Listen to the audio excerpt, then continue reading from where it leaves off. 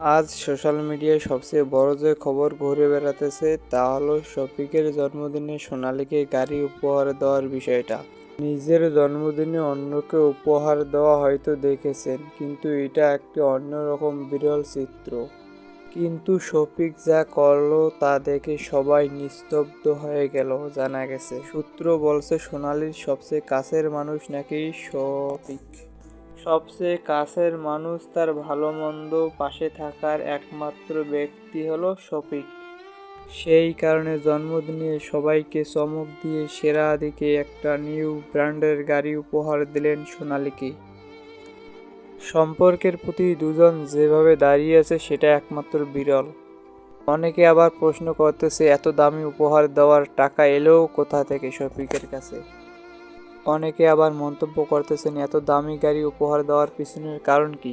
কিছুদিন আগে তাদের সাম্প্রতিক সময়ে একটা লিঙ্ক ভাইরাল হলো সোশ্যাল মিডিয়ায়।